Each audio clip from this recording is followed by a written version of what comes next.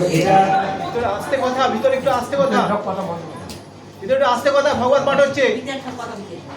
হরে কৃষ্ণ। এত যে শক্তি কার, কে দিল এই শক্তি?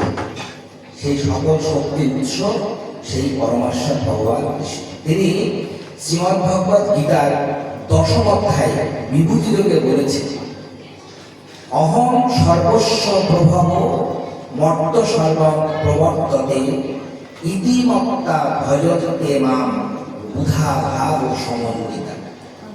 10ম অধ্যায়ে 8 নম্বর শ্লোক যদি আমরা অধ্যয়নপূর্বক শ্রবণ করি, যে তিনি বিভূতিযোগ দেখাচ্ছেন। সেই বিভূতিযোগে ভগবান বলছেন যে সমস্ত শক্তির উৎস সে জড় বা চেতন, জড় হতে পারে বা সে জীব হতে পারে। হরে কৃষ্ণ হরে কৃষ্ণ কৃষ্ণ কৃষ্ণ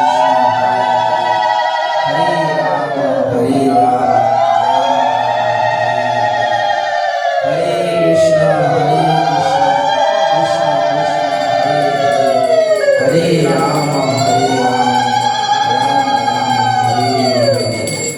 হরে কৃষ্ণ হরে কৃষ্ণ কৃষ্ণ কৃষ্ণ হরে হরে হরে রাম হরে রাম।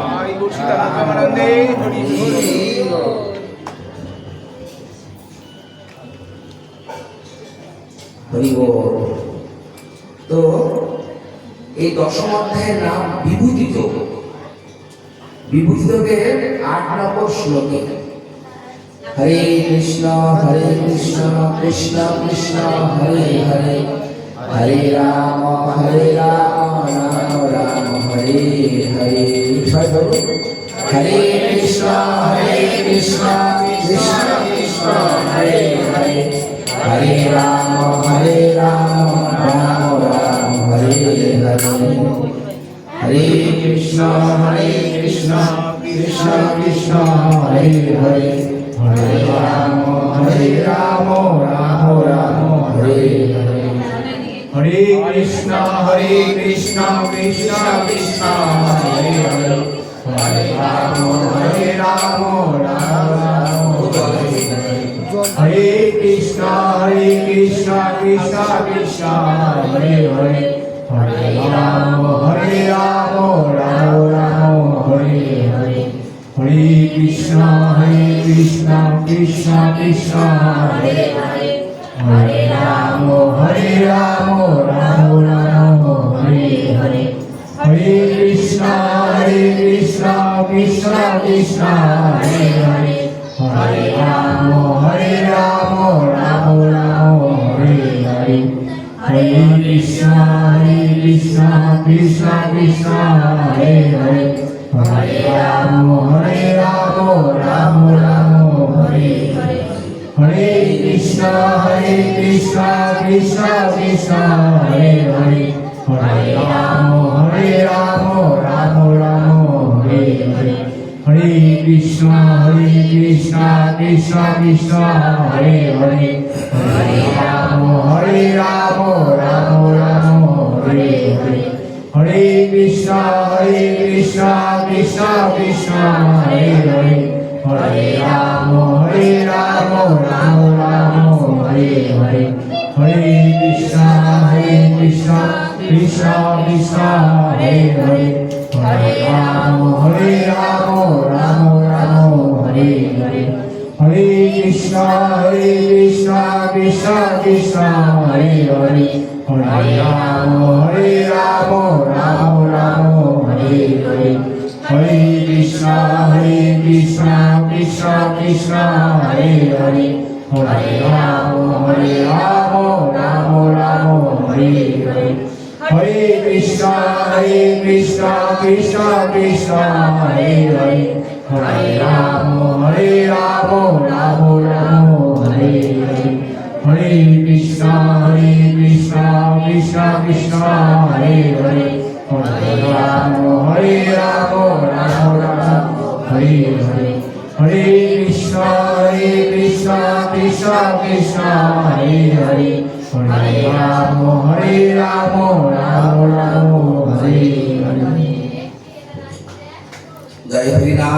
সংকীর্তন কি জয়। তো যে কথা আমরা বলছিলাম যে ভগবানের যে অসীম যে শক্তি, অসীম যে করুণা, সেই অসীম শক্তি, অসীম করুণাকে আমাদেরকে গ্রহণ করে আমরা যদি নিত্য নিরন্তর সেই পরমানন্দ, পরম ব্রহ্ম, পরম পুরুষ, পরমেশ্বর ভগবানের সেবায় লিপ্ত হই, তাহলে আমাদের এই মনুষ্য জীবন এটা ক্ষণিকের জীবন। কিন্তু এই ক্ষণিকের মনুষ্য জীবন ভগবান আমাদেরকে শিক্ষার মাধ্যমে, বিভিন্ন লীলার মাধ্যমে তিনি আমাদের শিক্ষা দিচ্ছেন। সেজন্য কখনো তিনি নারায়ণ, কখনো তিনি বিষ্ণু, কখনো তিনি ব্রহ্মা, কখনো তিনি শিব, কখনো তিনি ইন্দ্র, এইভাবে নানান রূপে তিনি নিজেকে বিস্তার করেছেন।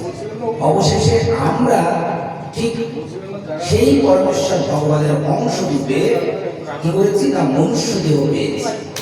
সেটা ভগবান গীতার 15 অধ্যায়ে, যেটা পুরুষোত্তম যোগ, সেই পুরুষোত্তম যোগে ভগবান বলছেন মমই বাংশ জীব লোকে জীবভূত সনাতন মন ষষ্ঠানি ইন্দ্রিয়ানি প্রকৃতি স্থানি পশ্যতি।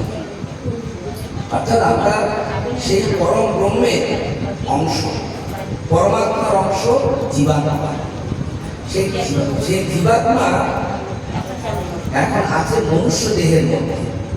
সেই মনুষ্য দেহ পেয়ে আমরা দেখছি না লক্ষ্মী, নারায়ণ, সরস্বতী, কালী, দুর্গা, গণেশ, কৃষ্ণ, নারায়ণ, বিষ্ণু, নিতাই, গৌর, ঋষিমদেব, জগন্নাথ,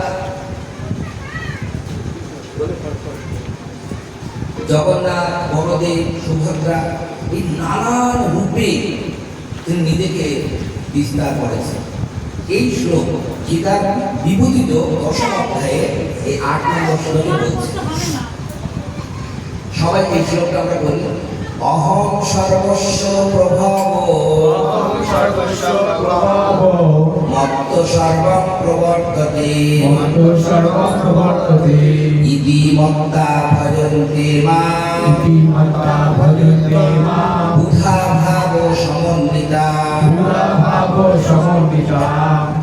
বলছে আমি জড় ও চেতন জগতের সব কিছুর উৎস। দেখুন বিভূতি যোগে ভগবান অর্জুন মহাশয়কে সঙ্গে নিয়ে আমাদের শেখাচ্ছেন যে বস্তুটি জড়, জড় বস্তু, জড় বস্তু, জড় বস্তু, তারও উৎস তিনি ভাব, এবং যাদের চেতনা আছে, তার মানে তাদের প্রাণ আছে, তাদের চেতনা আছে। শাস্ত্রে বর্ণনা করা হচ্ছে 5 প্রকারের চেতনা আছে। আমরা মানুষ, আমাদের মধ্যে 5 প্রকারের চেতনা কাজ করছে। আমরা মানুষের দেহ পেয়েছি, কিন্তু বলা হচ্ছে কারো কারো মধ্যে বেশি পরিমাণ পশুর চেতনা কাজ করছে। গৌর প্রেমানন্দ কিন্তু মনে করলে হবে না, সেটা আমরা দেখতে পাই। আমাদের আচরণ, আমাদের ভাবনা, আমাদের কথা, আমাদের মানে চলাফেরা, এগুলো দিয়ে তার প্রমাণ আছে। আছে কিনা? আমি মানুষ কিন্তু আমি পশুদের মতো আচরণ করছি। সেটা মানে আমাদের বকা দিচ্ছে, কি পশু কথা বলি না আমরা, শুনি না আমরা যে তুই পশুর মতো আচরণ করলি, হ্যাঁ কিনা? তার মানে আমার আচরণটা কিছুটা পশুর মতো হয়েছে।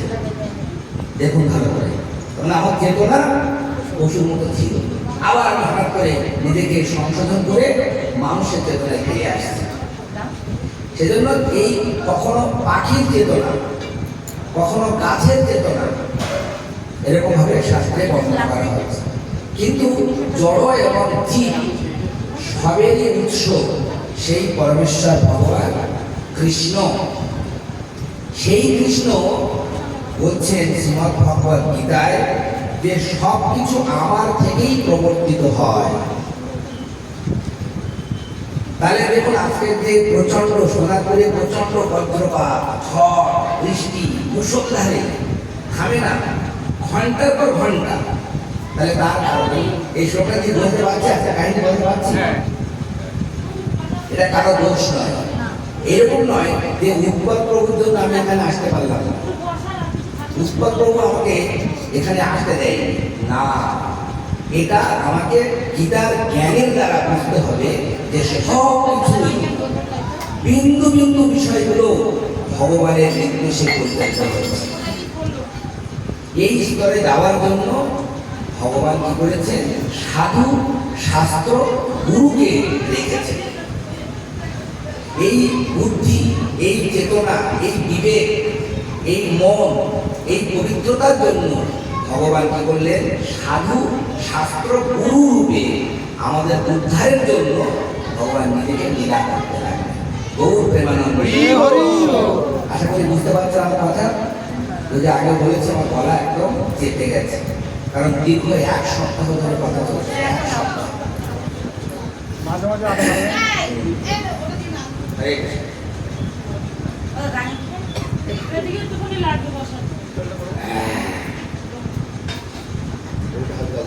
সামান্য দিয়ে দেবেন, জল পান করে তো সেটাই।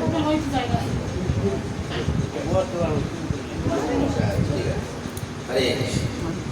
তাহলে আমরা বুঝতে পারছি, বলছে আমি জড় ও চেতন জগতের সব কিছুর উৎস। ভগবান কৃষ্ণ কুরুক্ষেত্রের প্রাঙ্গণে আমাদের শিক্ষা দেওয়ার জন্য এইরকম লীলা করলেন। সবকিছু আমার থেকেই প্রবর্তিত হয়, সবকিছু। তার মানে ঝড়, বৃষ্টি, বজ্রপাত, ভূমিকম্প, করোনা, আয়লা, তারপরে আমফান, রোগ, শোক, দুঃখ, সুখ, জন্ম, মৃত্যু, আসা যাওয়া, সব তার, তিনি তার উৎস। বলতে পারলাম? এই জায়গাটা আমরা যেতে পারছি না। কেন যেতে পারছি না? যেহেতু আমরা সাধু শাস্ত্র গুরুদেবের দেওয়া আদেশ উপদেশ আমরা যথাযথভাবে পালন করছি না। আচার্যবর্গ শাস্ত্র যে পথ, মহাজনগণ যে পথ আমাদের দর্শন করিয়েছেন, মহাজন যেন গত সপন্থা, সেই পথ আমরা অবলম্বন করছি। আমি আমার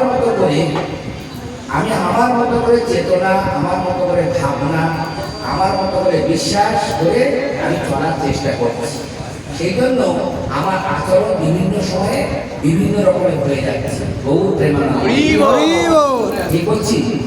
ঠিক বলছি? হ্যাঁ।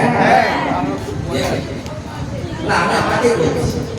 কখন আমি রেগে যাচ্ছি, কখন আমি শান্ত হয়ে যাচ্ছি, কখন আমি কটু কথা বলছি, কখন আমি অন্যান্য রকম পশু পাখির মতো আচরণ করে ফেলছি, যা মানুষ সমাজে কেমন একটা ত্রুটিপূর্ণ মনে হচ্ছে কারো কারো ক্ষেত্রে।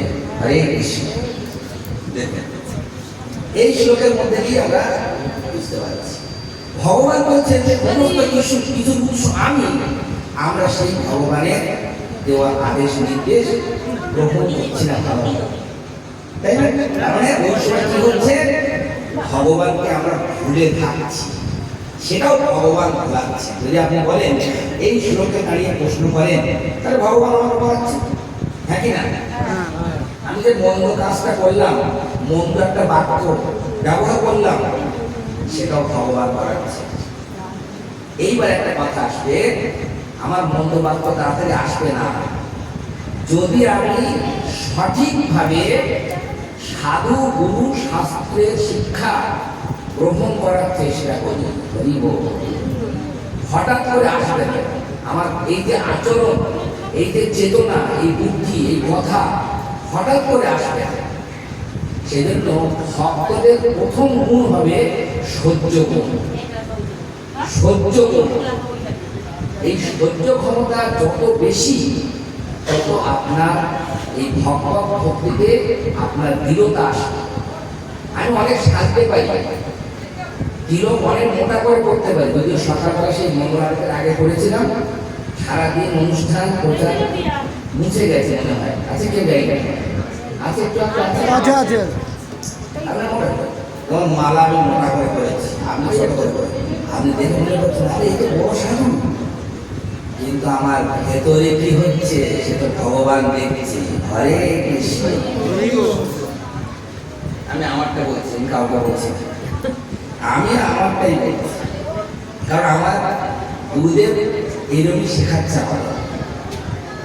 কালকে অনলাইনে প্রায় 2 ঘন্টা এইসব কথাই শিখিয়েছে যে তুমি সাধু হয়েছ, তুমি নিজেকে পাল্টাতে পারছো? নিজেকে প্রশ্ন করো না, আগের মতো আচরণ করছো মানুষের সঙ্গে?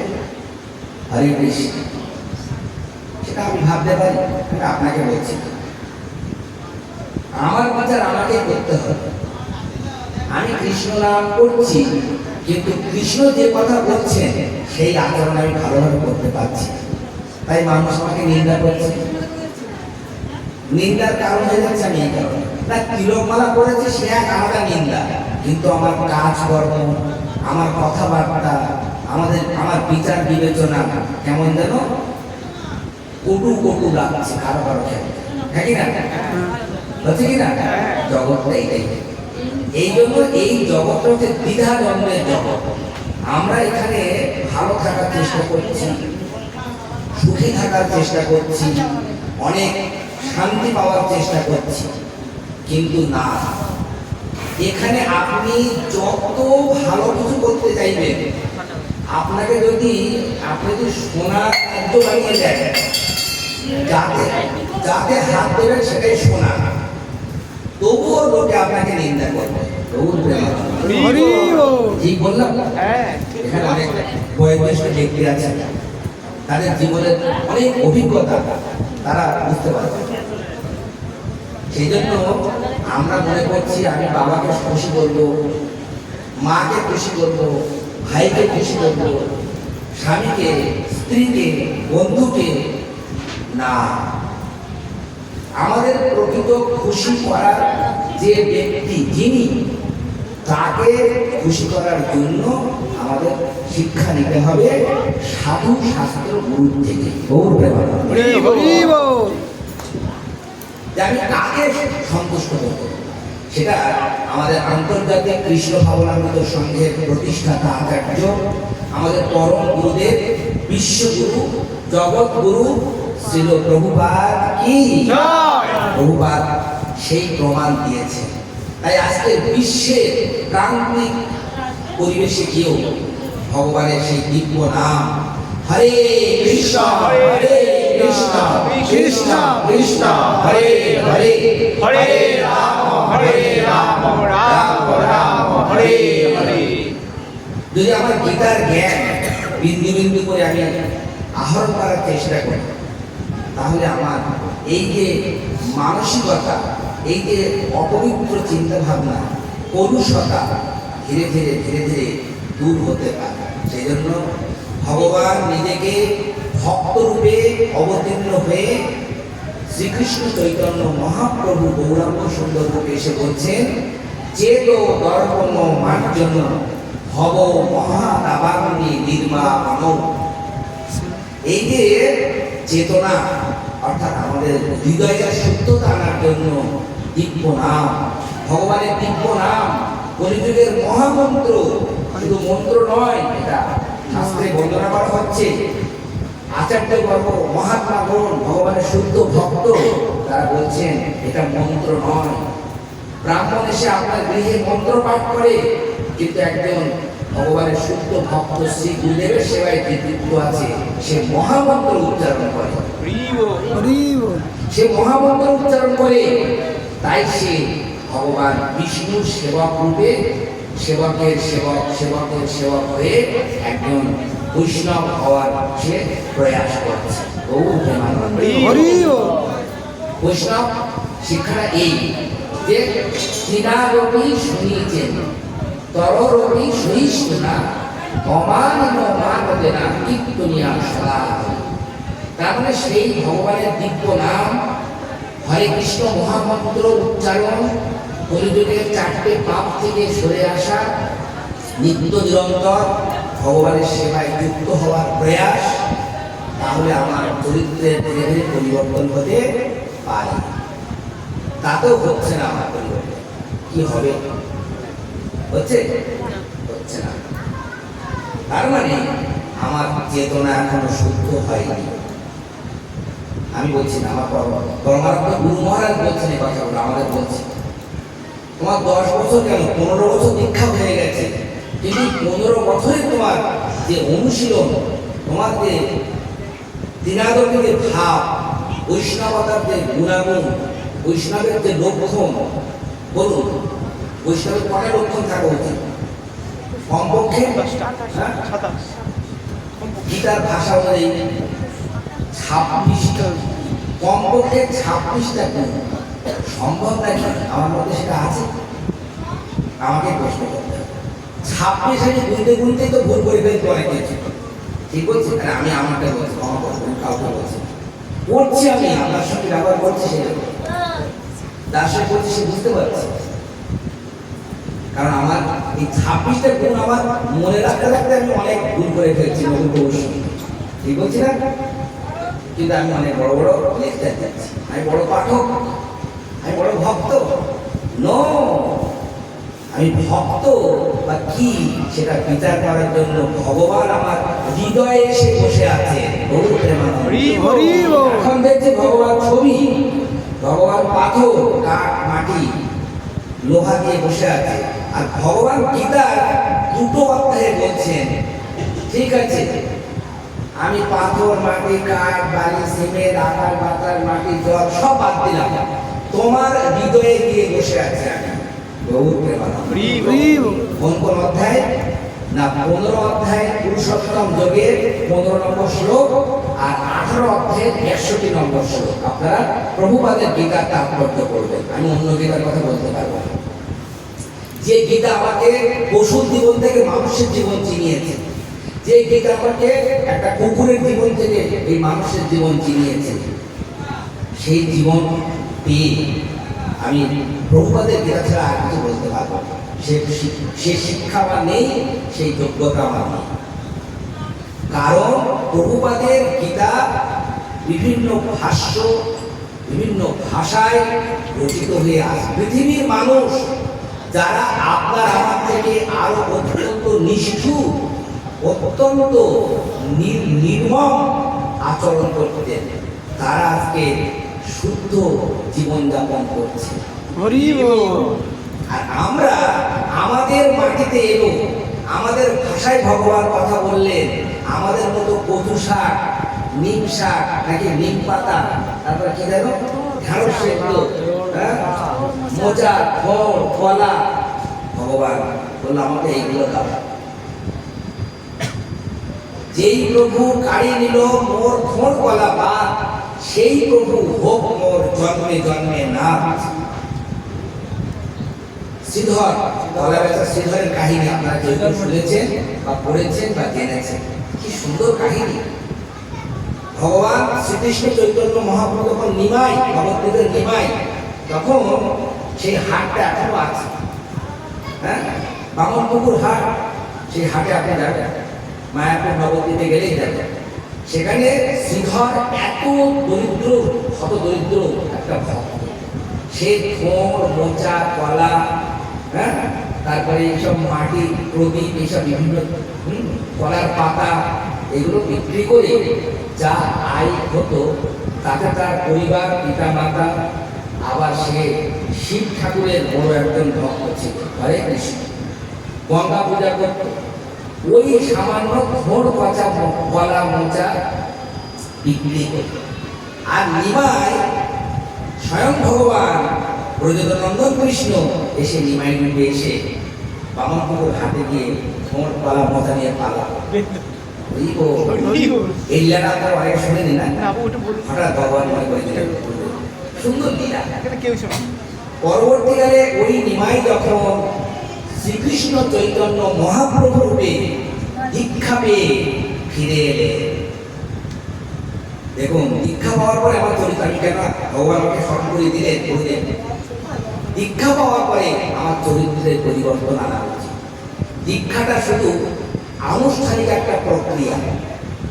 দীক্ষা মানে আমার দিব্য জ্ঞান তৈরি হবে, প্রত্যেক জীবের প্রতি আমার দয়া, মায়া, মমতা, এবং প্রত্যেক জীবকে আমি জানবো এই ভগবানের অংশ।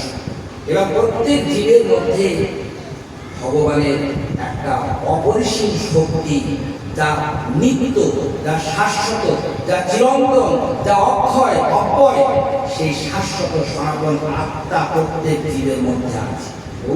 হরি বল। সেই পরমাত্মার অংশ জীবাত্মা যেহেতু আছে, এখন তার পরিচয় ইজ এ টিচার।